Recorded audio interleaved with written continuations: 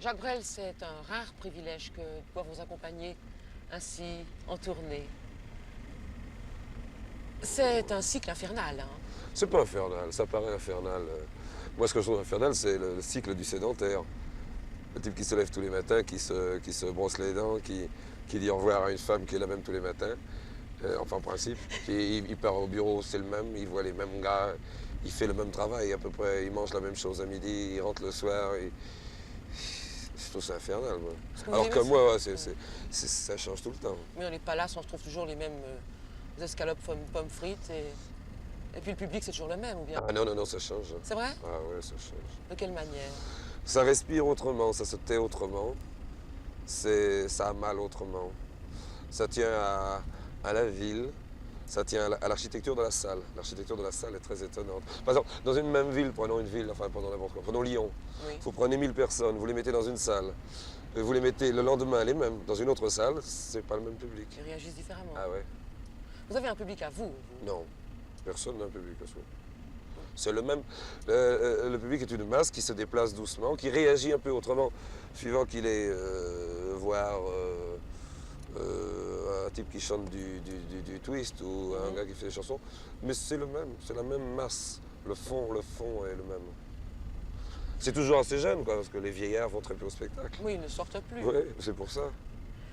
Mais dites-moi, après cette messe frénétique que vous donnez sur scène, après ce cri véhément qui est votre tour de chant, qu'est-ce qui reste Ben, quand vous arrivez en coulisses? il reste une fatigue. Oui. C'est la première réaction, c'est une réaction de fatigue, de soif, d'avoir envie de plus parler pendant un certain temps. Voilà, c'est tout. Puis ça revient après, ça s'arrange. Pas un petit goût de cendre? Non, non, pas du tout. Oh non, oh là, oh là. Même pas. Ça, c'est déjà de l'invention. Ça, c'est déjà de la littérature. Ce sont des choses qu'on s'invente après quand on y pense tranquillement avec des amis. On dit alors quoi? Qu'est-ce qui se passe à ce moment-là? Alors on essaie de disséquer, mais enfin, vous savez, les grenouilles, elles, ont horreur de la vivisection. Enfin, ce sont les hommes qui ont inventé ça. Mais si vous vouliez maintenant essayer d'analyser, J'ai pas envie. mais pas envie. J'ai pas envie, j'ai trop peur. Il y a des édifices qui tiennent sur des choses trop fragiles, on n'a peut-être pas le droit de bouger à ces choses-là, surtout soi-même. Je veux bien me chatouiller les pieds parce que j'y prends du plaisir et je sais où je vais. Mais il y a des choses qu'il ne faut pas gratter. Non, Parce j'avais qu'en raison, réalité, c'est. Dans mon truc, si vous voulez, il y a deux choses. J'écris, et à ça, je veux bien en parler, enfin, ça, j'ose bien, si vous voulez. Mais un tour de chant, c'est un phénomène, c'est animal, hein, je suis un animal. Alors, un animal, qu'est-ce que.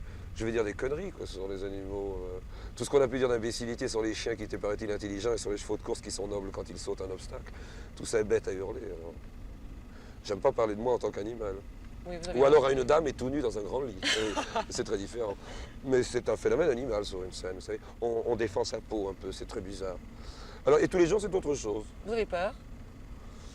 Sur scène, Avant? oui, mais c'est pas la peur, c'est pas peur. Parce que j'ai parfois peur dans la vie.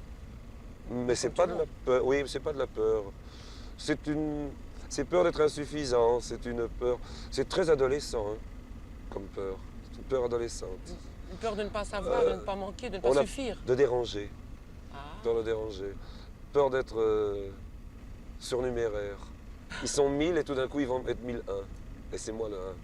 Si je dérangeais, c'est emmerdant. Vous chantez pour les 1000, mais vous chantez pour 1000 fois 1. Ben dans la salle finalement c'est moi quoi, qui suis dans la salle. Je me dis qu'on est les mêmes quoi. Et on est les mêmes. Dans quelle mesure est-ce que vous chantez pour vous? Dans toute la mesure du possible. Vous avez l'impression d'avoir réussi quelque chose? Non. Des petites choses, oui. Des Pour le petits public, trucs. bien sûr, mais pour vous. Oui, non, non, oui. J'ai réussi des petits trucs. J'ai réussi à aller au bout de certains rêves, enfin. Ça oui. Quelle sorte de rêve? Oh, les rêves qu'on a quand on est sur un pont, qu'on est gamin, qu'on voit une gare de triage. Alors on a l'impression de voir des hommes faire des choses, vous savez. Et les hommes ne font jamais rien. Mais quand on est petit, on nous apprend que les hommes font des choses et on croit ça. Et alors après, peut-être qu'il faut quand même faire certaines choses pour avoir l'impression trouble et un peu malsaine d'être un homme. Alors là, j'ai fait deux, trois petits trucs qui m'ont amusé, qui font que par moments, je m'endors un peu comme un machiniste de cette gare de triage que j'allais regarder quand j'étais petit. Mais c'est pas sérieux. Non, qu'est-ce qui est sérieux? Rien. Rien. Rien n'est sérieux. Alors ça, j'en suis de plus en plus, même pas convaincu, enfin, certain.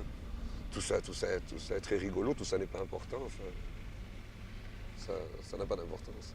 Dans quelle mesure sacrifiez-vous votre vie à votre Je sacrifie carrière? rien du tout. Je sacrifie ce que... quand j'ai envie de faire certaines choses, je ne sacrifie rien. Vous allez me répondre que vous sacrifiez Mais non, rien. rien à la vie. Rien.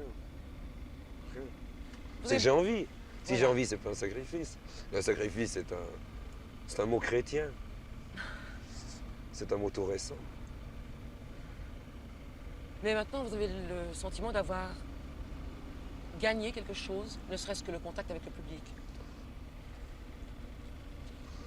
Non, ce que j'ai appris, c'est que avec ce genre de... Il y a 14 ans que je chante, il y a 14 ans que j'ai l'impression d'être en Sorbonne. Ouais, je continue mes études. Je rencontre un nombre incroyable de gens. Et ils sont tous passionnants. Il suffit de les aimer un peu pour découvrir qu'ils sont passionnants. Et ils sont vraiment passionnants. Alors j'apprends des tas de choses. Vous avez le temps de les connaître, Ah oui. même dans cette vie Oui, errante. oui. Et en plus, ils me parlent plus qu'aux autres, puisque je suis un bohémien, moi je m'en vais le lendemain. Oui, alors ils peuvent se Vous confier. comprenez? Ah oui. Ils osent me dire des choses qu'ils n'osent pas dire à un chef de bureau ou à une épouse. Qu'est-ce que vous avez fait cette nuit, Jacques Brel? Ah ben, je me suis fait harponner par des Belges. C'est fou ce qu'il y a comme Belges au sport d'hiver. Incroyable. Et tard, jusqu'à 6 h du matin, il y a un industriel qui m'a raconté ses soucis congestionnants. Extraordinaire. Un brave type. Et puis après, je suis remonté dans la chambre et j'ai essayé de terminer une chanson qui est en route depuis 8 jours. Vous allez essayer de la chanter ce soir? Je vais peut-être essayer de la chanter ce soir. Qu'est-ce que c'est cette chanson? Ah, elle n'a pas de titre encore. Enfin, c'est un fils qui parle à sa mère. Et il lui dit... Oh, c'est difficile à raconter une chanson. Oui, bien sûr, c'est difficile à raconter. Il lui dit de ne pas pleurer. Enfin, bon, il est supposé que la mère pleure. Et que la mère pleure pour des raisons de voisinage. Mais ça n'est pas défini dans la chanson. Les commérages. Oui, les commérages. Ça, c'est les pisseuses du palier d'à côté qui doivent l'embêter. Et on comprend à la fin de la chanson que le gars est parti. Bon, on ne sait pas si c'est le père ou Oui. l'amant de la mère, ça n'a pas d'importance. Et il va revenir. Et là, le fils, j'essaie de faire ça, enfin le fils devient un fils un peu de notre époque en disant « Et de toute façon, ce mec, c'est une ordure. » Et je comprends, moi je te dis que c'est une ordure et toi tu le sais, mais si tu es contente, eh ben je ne dirai rien. Tant pis, oui. Je ne dirai rien parce que ce qui compte, c'est que tu sois contente, mais ce mec est une ordure. Voilà, donc c'est pas vraiment une histoire, c'est une espèce de climat bizarre. Comment ça vient? En ces chansons-là? cherchant. En cherchant. Ah oui. L'écriture d'une chanson, c'est très oui. difficile. Ah oui. Plus qu'un poème. Oui. Ah oui. Enfin, ça dépend. Si on est Rimbaud, peut-être que non. Oui. Mais si on est Jules Duglan ou Jérôme du Cavillon, Cartignol. je pense, écrire un poème, c'est vraiment à la portée de n'importe quel stylo. Oui, tout le monde en quand a même. écrit. Ah Mais ouais. une chanson, quels sont les impératifs à sa Il y a la chanson? musique. C'est fou ce que c'est bête, la musique. Vous connaissez quelque chose de plus bête qu'une triple croche, vous? C'est sordide, ça ne bouge pas, ça ne pense à rien, une croche. Oui. C'est là. Et c'est à vous débrouiller avec cette chose. Mais bizarre, c'est autre comment chose. est-ce venu ce métier? Car c'est un métier. C'est votre métier principal. Eh oui, c'est ma fonction principale. Oui. J'avais envie, je crois. Après, on ne sait plus bien pourquoi. Quand vous êtes une femme, demandez un peu à 10 de vos amis mariés, non, mais, et pourquoi as-tu épousé ce gars? Après 10 ans, elles ne savent plus. Non. Mais vous avez épousé la chanson, vous savez plus très bien pourquoi. Je ne l'ai pas épousé. Nous ne sommes pas mariés. Ça n'est jamais qu'une maîtresse. Vous avez écrit combien de chansons, Jacques Brel? À peu près 400. Et vous en chantez? Oh, j'en chante en tour de chant, ça fait 15-20 chansons. Enfin, j'en connais une trentaine. Et vous en avez édité combien? À peu près 120. À peu près. Et elles sont au purgatoire, les 300 Non, elles chansons. sont à la poubelle. À la Elles sont à poubelle. la poubelle. Alors, parfois, je repique une petite idée d'une ancienne chanson qui n'a jamais servi. Ou un vers, ou je sais pas, enfin, au hasard. Quand ça peut servir. Mais c'est très rare. Ça sert à rien en principe. Ça sert à rien. Et parfois, je refais une ancienne chanson qui devient une nouvelle. Donc, une qui n'a pas servi, je la refais. Enfin, je reprends l'idée et je l'écris tout à fait autrement, cette chanson. Il y a des personnages que vous mettez en chanson, Oui, j'aime bien les personnages. qui vous habitent Oui, longtemps. longtemps, oui. Le personnage s'invente doucement. Ça dure facilement 6 mois, ça. Facilement. Alors il faut savoir qui est ce type, d'où il vient, où il va aller. Il faut presque savoir. Pour qu'il puisse dire un mot, il faut presque savoir comment il va mourir ou comment son père est mort, ce qu'il faisait pendant la guerre. Et ça n'a rien à voir avec la chanson, mais moi je dois le savoir. Pour pouvoir dialoguer à mon aise avec ce type. Ça devient un vieux copain. Qu'est-ce que vous éprouvez quand on vous dit, et je crois que c'est vrai, que pour beaucoup de jeunes, vous êtes une sorte de guide, un maître, Oh, un maître, c'est un mot qui n'existe pas, ça, un maître. pas un maître à penser, mais en tout cas un grand frère. Ouais, un grand frère. Oh. C'est une responsabilité. Enfin,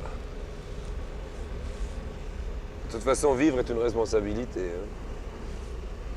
Alors là, c'en est peut-être une aussi, oui. Vivre en évidence comme vous le faites. Oui, oui, oui, mais même pas en évidence. On est responsable, ne serait-ce que vis-à-vis de sa concierge ou du voisin de palier, tout le monde est responsable. C'est fini l'époque où personne n'était responsable, ça, c'est fini, heureusement. Alors là, oui, peut-être que je suis responsable, enfin... Peut-être, peut-être.